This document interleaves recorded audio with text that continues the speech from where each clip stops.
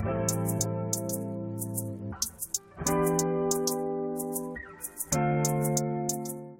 right, it feels so good to have you once more on the beautiful segment of the Experience Show. My name is Elvis Vitalis, if you like.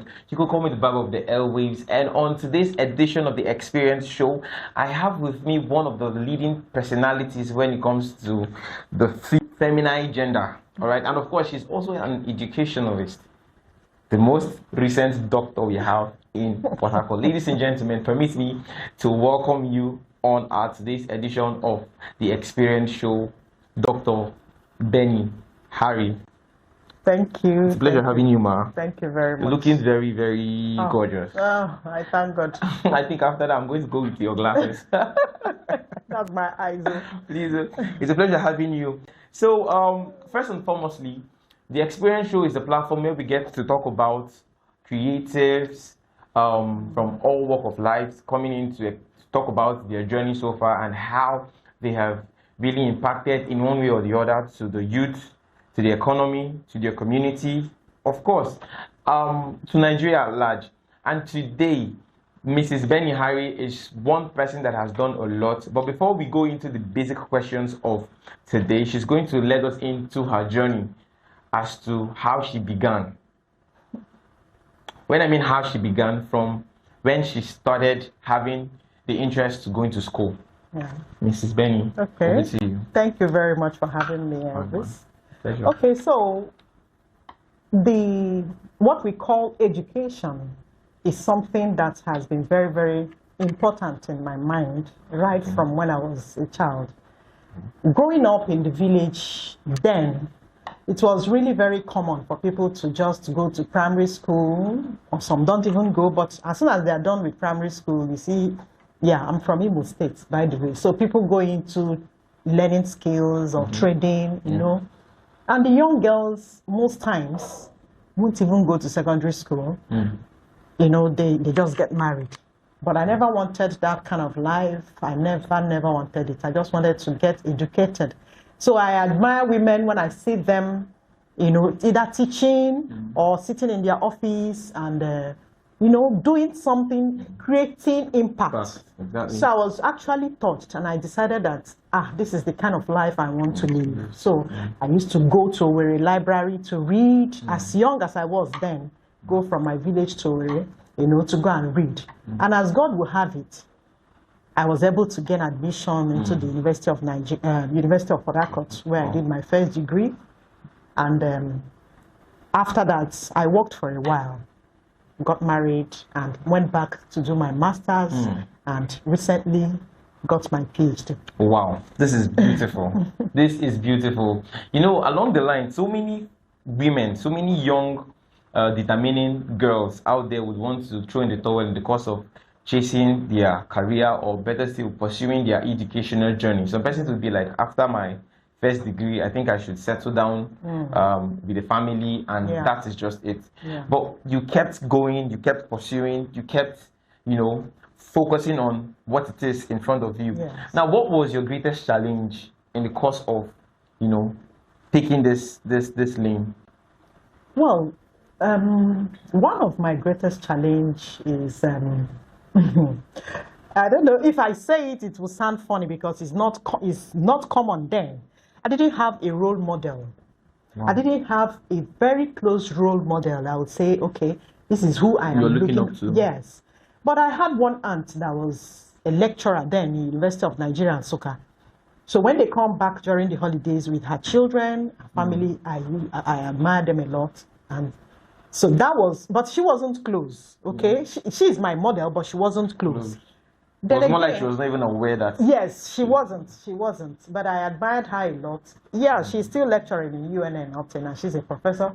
So I still look up to her anyway, even though she's not close, but I still look up to her. So another challenge, I think, is the resources were not really available. But I made sure I keep pushing, made use of the little I have, and here we are today, we thank God. Now, I know at the time you'll be wondering why I had to go into these questions before coming into the main topic of today. Now, to so many persons, to so many females out there, they feel like you know, the fact that there's not enough resources, that's not enough reason why you need to go to school. This is more like a pointer to you Yes. out there, to our viewers, especially to the female communities. Not owning, not having resources, not having enough. It's not enough reason not to go to school. Exactly. At least this is a living proof. This is a living testament that she didn't actually hail from a wealthy family, yeah. right?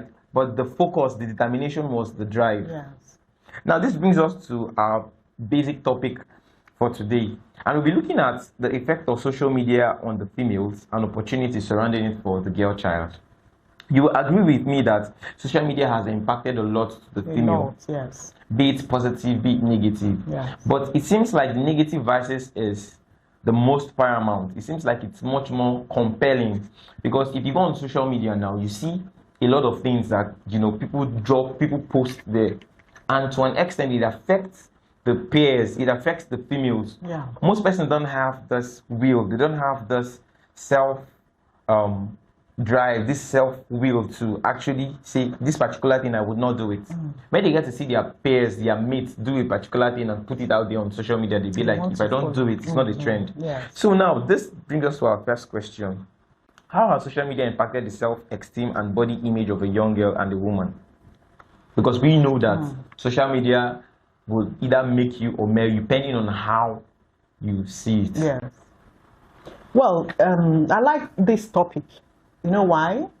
My thesis, I dealt on social media addiction. Social media addiction and study habit. And when we talk about study habits, we remember the youth. We remember, we have it, now data has it that the young people are they are the most users of social media. Yeah. So when you look at social media, it's something that comes with a lot of glamour, a lot of fancy, and these things are very, very attractive to the young ones. For people above 50, they may not be as addicted or attracted to social media like the younger ones. So there is a lot of negative as well as positive anyway, but let us now look at the negative impact of social media on young girls. A girl wouldn't want to come out and post her pictures when she is not well dressed. All the pictures we see out there are beautiful, beautiful locations, those having fun, enjoyment, and all these things are very, very attractive. Nobody would like it. I mean, everybody likes fun, everybody likes good things, everybody likes beautiful things. So young girls are being attracted to this thing. It's like a magnet. They always go back. They don't get satisfied with it. Because as soon as this one is dropping, there's another one coming behind immediately, you know. It's as if everybody is in that competition, in that rush to outdo the other. So young girls don't really know exactly that this thing is sometimes, some of them, they do, that these things are not real. That is not the real life. Life on social media is not the real life. True. Nobody will bring out his pain and everything to social media. The only thing that comes to social media is the positive, the beautiful ones, the beautiful things. So they are easily carried away, they are easily deceived, they are easily made to drop whatever natural motivation, talent they have. They want to pursue what's not real. Not real. That is social media has presented to them. Seem to be easily rich, easily beautified, so they just grab it. I think that's a negative, a very serious negative impact on the young girls. Even the boys are also there. I hope you know that. Yes. Well, basically, you're looking at the girls. It's not like you're discriminating or trying to play at one part. But we feel like the girls now, they have like, they are much more affected compared to the male counterparts. And now, in as much as we're looking at the negative vices on social media, there are also positive vices on social media and opportunities that most persons can actually hack into, and they would learn, they will grow and become better. Exactly. So what are those positive parts? Of course, access to education, access to information. You know, people now stay in their house and learn. There are people that, I know, I think I've met one lady before. She doesn't know how to make pastries, but she learned this thing via YouTube. She didn't go to any catering school, but she was in her house you know, because she's determined, she started learning how to make meat pie and all that. And today she's doing well in her business. So access to education, access to information, access to funds as well. There are people who access, you know, fundraising and all that. When people make campaigns, and even access to a better health system. If somebody is sick now and you are in one village, you can't get access to good medical help, you can go through social media to make a campaign, hashtags and all that, and people will understand that there is something going on here and we need help, so places. On the other hand as well, people could get close to mentors, to their mentors through social media. Yeah, that's true. Yes, because like I said, in those days when I started university, there was no social media. We didn't have role models, like I said. Even if you have, they are not close to us.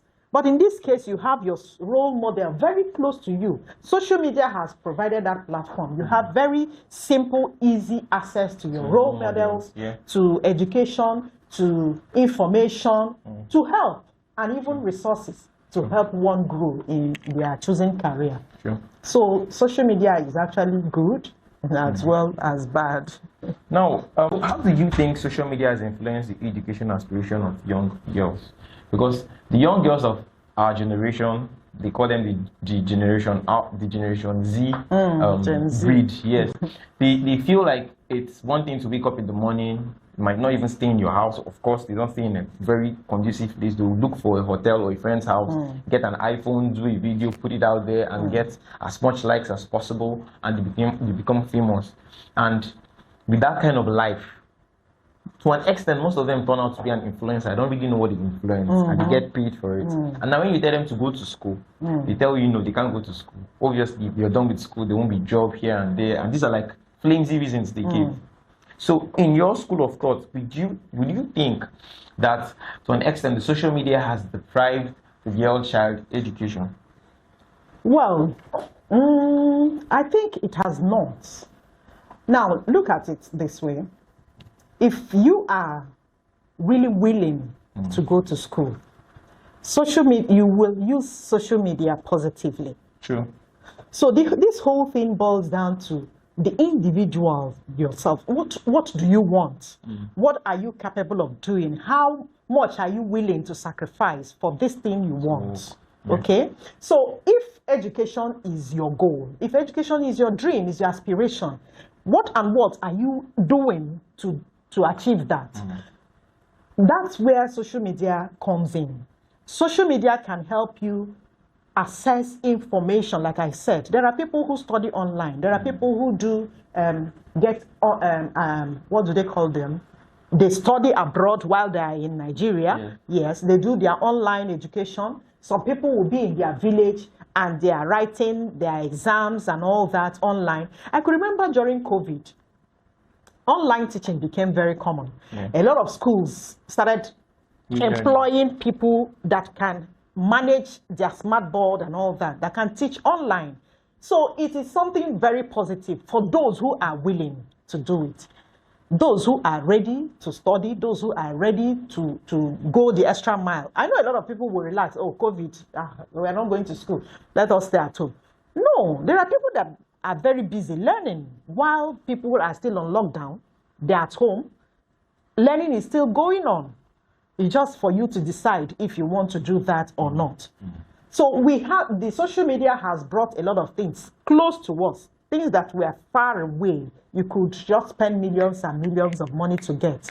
Now it's very close to us. Some of us, when you're carrying out your research, you find that you just go online and you get a lot of information, you get a lot of resources to carry on your research and do your work in lesser time.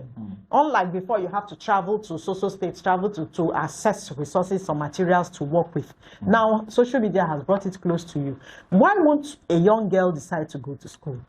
That is what we are looking at. Some of them concentrate on that negative aspect of social media.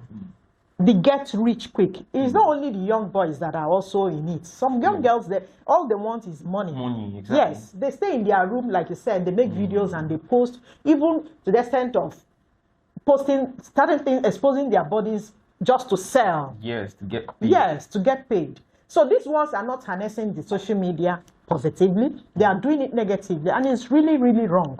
It's wrong. So if you want to use social media, is just there. It's just like God giving us take. Is either you choose good or you choose bad. Whichever way you choose, you should be ready to face the consequences of whatever decisions you have made. So do you think that the government, in a way, could actually influence the policies on social media and ensure that some particular persons that gets to use social media? Because funny enough, the number of persons that are actually abusing the privileges on social media are underage. Yes. And now, do you think that they could actually put up set of policies that can help Yes. to mitigate this particular behavior from most persons? Yes, the government can do that. They are doing a lot of things. Just a few days ago, I heard that 18 years, anybody below, any teenager below 18 years or anybody below 18 years cannot write WAEC and JAM. This is a policy they have come up with. Okay? So during the examination, a lot of people, when you give birth to your child, you register that child. We know when that child was given birth to. You know when to start school, when to finish primary school, secondary, and go to university. So if this can be regulated, then social media usage should also be regulated. True. Even in the campus. Like I proposed in my thesis, I said that we need guardians and counselors in schools. We need them in schools. In fact, we don't just need one, we need them, many of them in schools. These young ones need counseling, they need guidance, they need that close monitoring. A lot had to do with family in the first place. I wanted to say this earlier. Yes, I almost wanted to ask you a Yes. question about it. Do you think the family, to an extent, has actually A whole failed lot, in terms of a whole raising lot. a child? No, in this I would particular say dispensation? we won't generalize in this case, but most families have failed. They have failed because they provide these gadgets for the children. They are not present to monitor what these children are doing with that handphone you've handed over to them. They are not monitoring. You know, there are apps which you can use to monitor what your child is doing in school with the phone and devices, laptop. Yes, the devices. This as well can be done in the school. The school can provide Wi-Fi for students to use, and at the same time, they can monitor the activities of the students within the school premises. And when they go home, their parents as well is monitoring. We can cut off a lot of vices. We can do away with a lot of vices that are affecting our youth these days negatively, you know. But when everything is just left like that, you will find out that the young ones always go to the negative side. Sure. That is it. So all these things can be monitored. The government can as well play their own role through campaigns, through hashtags, programs, trainings, workshops, you know, and monitor. The ICT department of every school had to be equipped, properly equipped, so that the children will have resources to study with and not social media to play with. They should have social media to study with. That will help them improve their life and not for fun. I'm not saying they shouldn't have fun. There is time for everything. Then they should also understand that whatever decision they take today will affect their future. That is very important. Beautiful. Yeah, and funny enough, the questions I really wanted to ask you, you'd already answered. You've answered almost all of them, because I was almost coming to the psychological aspect of the social media on, you know, the youth, the female, the girl child, and then you made mention of ensuring that there are guidance and counseling. There's a unit for the guidance and counseling to step in to ensure that students are being taught and guided properly. Not to, you know, indulge in such devices, because ordinarily, if you go around campuses, what you would see, it's so disheartening. It's so disheartening. So disheartening. So therefore, now, aside the government trying to put in this particular policies. Now there are some universities, for instance, that are autonomy on their own. They're private universities that, you know, have little or no policies. So what is your advice to such community? Well, if we are talking about policies that will help us monitor this thing, I think the private universities are even the ones that should do it better. Yes, because you know government thing the way it is done in this country. But in private universities, if you can monitor your students, how they study, how the lecturers come to school to lecture and all that. What stops you from monitoring the network or monitor the activities of your students online? It is, I know people will say maybe it will be very difficult to do, but then It's possible. it is possible. We have to, there is a way you do these things. Students gradually they get used to it. You know, currently, I read an article online that Japan, they have started employing devices, employing technical know-how on how to reduce the use of underage, assessing some explicit content in their country, because currently now it's really a crime. A child will go in for it if it's being caught. So I feel they can actually borrow such leave from, you know, such advanced country and then do better. You know, we do copy and paste in Nigeria. A lot of copy and paste. You know, they go and bring certain things and bring it down here for us. But unfortunately, they don't bring the good ones. True. They mostly bring the wrong ones. Sometimes the ones they bring, they won't even test the system and see how will this thing function in our society. What and what, you know, what and what are we going to gain from doing this? Some of these things you get to test it. If it is working for them, why is it working for them? If we're doing it here, will it work for us? By the time we get our answers together, we'll be able to monitor a lot of things that will just live like that to happen in this country.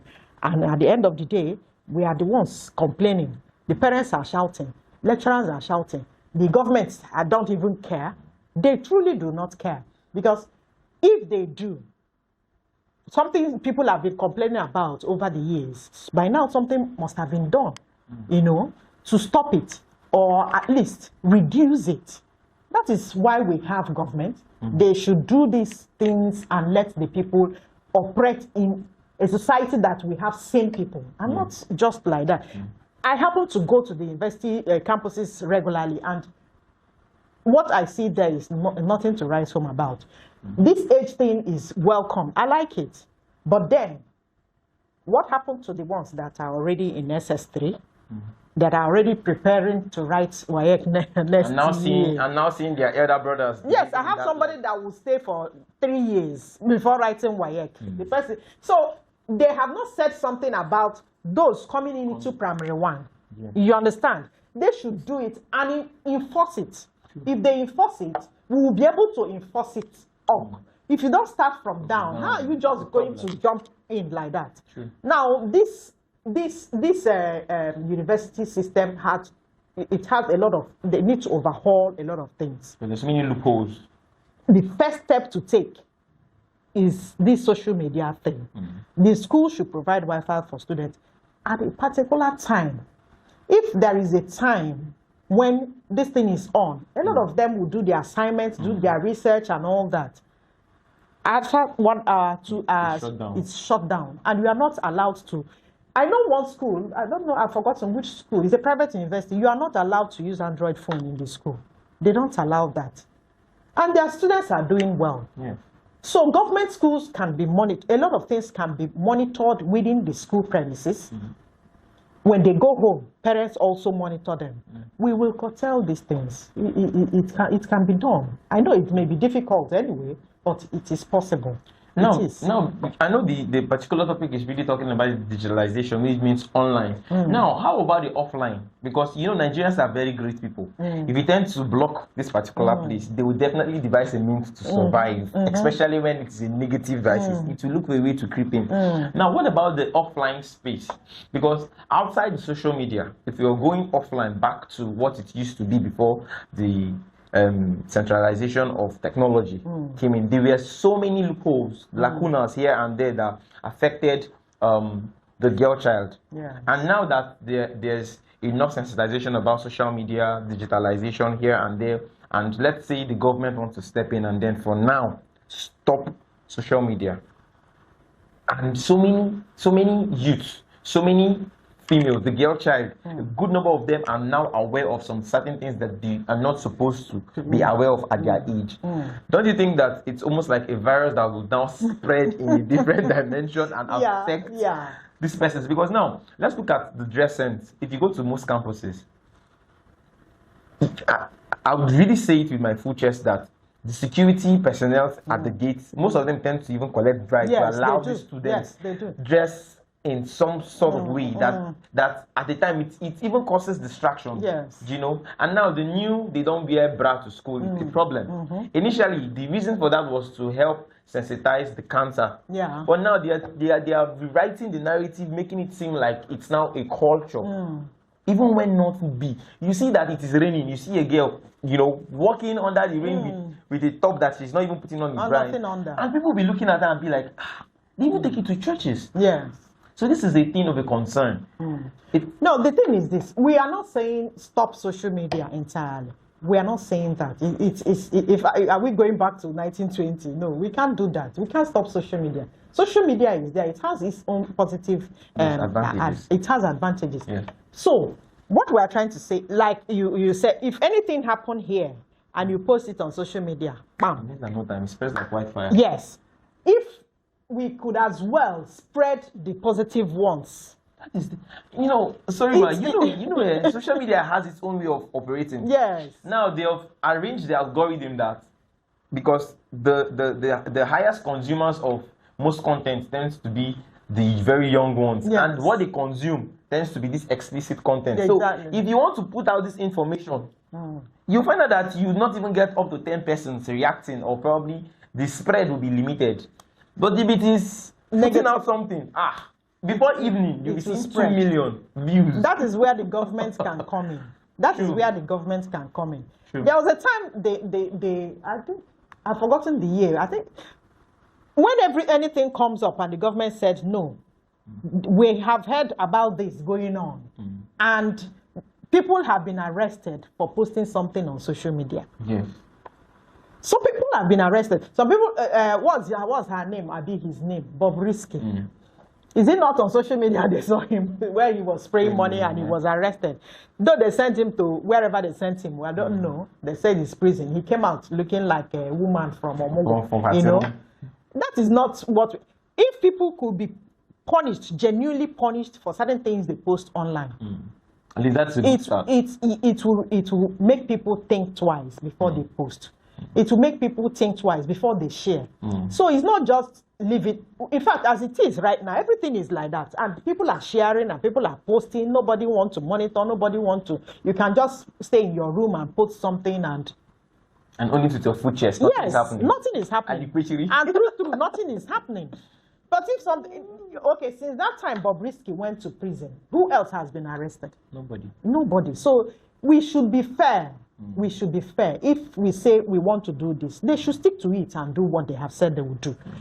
If we're saying in campuses or students below this age shouldn't be seen or shouldn't be found on social sites, or, there is a way these things can be done. I am not a tech person, but I know there is a way these things can be monitored, and the government will come in and put heavy fine on it, and people will at least a little.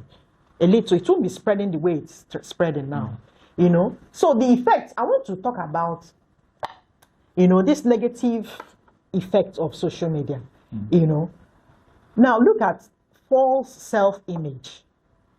When a young girl looks at certain pictures or videos on television, on social media, they use it to compare themselves. True. They don't appreciate their natural beauty or how they look or whatever. Even their background. Some people are even ashamed of their families just because of what they see on social media. Such things that is what they do. On the other hand, these things can lead to depression. True. Talk of cyberbullying. I have heard cases of people, young children, girls, boys who commit suicide going to depression. As a result of cyberbullying. Where does authenticity has gone? We are now on artificial, everything artificial. You want to buy a phone for your child, if it does not have 3 cameras. Wonderful. I don't know those ones. They can only post the pictures they use filter on, and they go home. At that time of their age, let's say, this adolescent between 12, 16 and above, you are still battling with your identity. What we call identity crisis in psychology. They're still battling with it. And it's still at the same time, that they are exposed to certain things on TV and making them, you must look certain way. Your ear must be like this. Your cheek must be like this. And your hair must be like this. Your color, your complexion. Your complexion must be like this. And, you know, they think that is the standard. They think that is the accepted color, that is the accepted standard. No, it is not. We have to make sure that let families be aware. Mothers should be aware. Fathers should be aware. There is a certain self-confidence you build in your child that will help your child, even when she sees that thing on social media. When the pressure is there, she will stand on the ground. Yes, she can come back and say, no, this is not it. Yeah. Be bold enough to accept yourself the way you are. True. Work hard to be successful.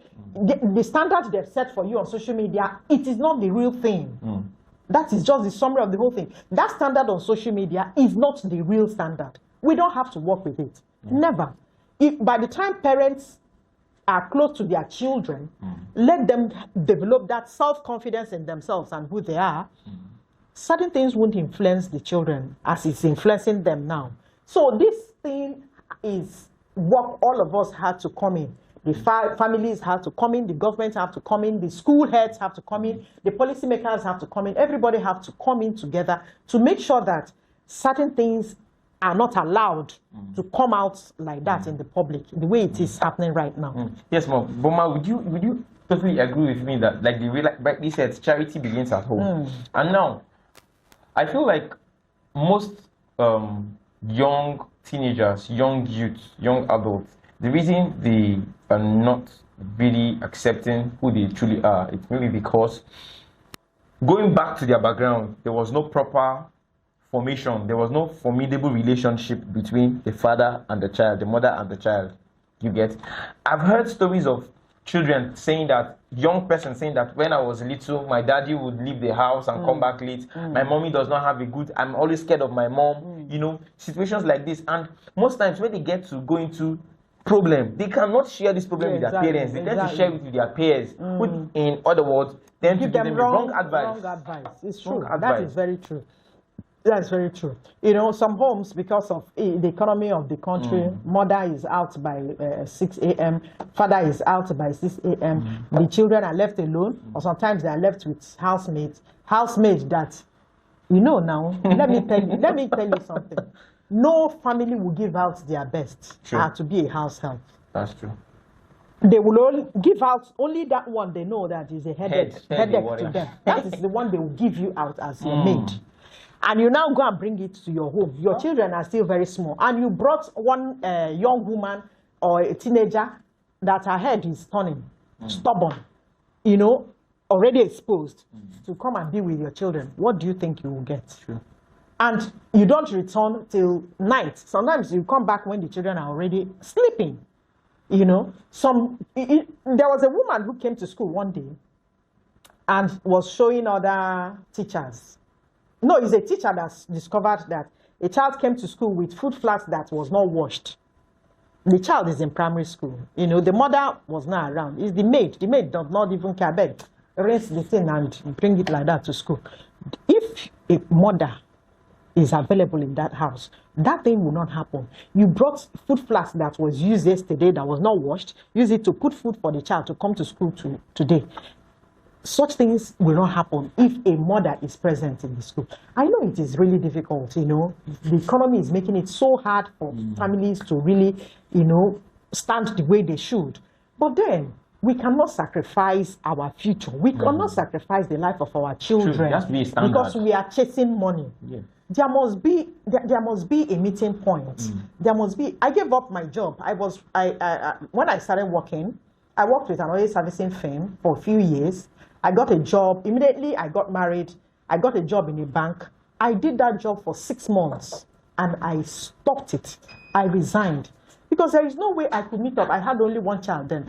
How can I meet up with taking care of my daughter if I go to work before 7 in the morning and come back before 8 in the night? It is not possible. So I had to resign. That kind of job is not good for any mother that wants to build her home. Unless you have your own mother. For instance, my mom is alive. Then I would say, oh, I trust who I have in the house to take care of my children. If you don't trust the person in your house to take care of your children, leaving them is not right. I know a woman, all through her children's life at primary school, nursery, primary, her children and my children were in the same nursery, in the same primary. Throughout that period, that woman never stayed in the house for one day. I see her in the morning going to her shop. She has a shop in my free market. So she goes to her shop very early in the morning and she comes back in the evening. It is always from one house help to the other, one house help to the other, until she does not have house help again. The children were managing themselves by themselves. You see them going to school sometimes, they are not properly dressed, you know, because there is no mother, there is no mother figure there. Yes. Nobody is there to watch what they are doing and how they are handling this. You know, we really need to do a lot. We need to do a lot in the families. Some of us mothers, we are also busy posting on Facebook, posting on social media. We are so busy, and our children are watching. What do you think they will do? They will post their own now. You have bought phone for them. You know, mother and daughter competing on Facebook, competing on Instagram. Just reason. Yeah. So if no, we really have to do a lot. The family has to do a lot. You know, speaking of which, yeah, I feel like even the monetization has made it so wrong because now everybody is making content, chasing money. And yes, the content now that people want to see is the one that is crazy. Yeah. And that is what mother and daughter are going into, father and son are going into, and it's really not creating a healthy relationship for family. There was a time, I go to social media. I go to social media a lot, but I still have time to do the things I should do. You know, there was that period, there was prank all the time. I said, what is this? Sometimes I would think it's real when I'm watching it, and my daughter will now shout, "Mommy, is a prank." I say, what do you mean? It's at the end of the video clip you now realize that it's a prank. I say, if you do this to me on the road, I will beat you. I won't let you go. You mean this thing is a prank? How can you do that? Is going too far. But that time, a lot of people were doing it, and I hear they are making money from it.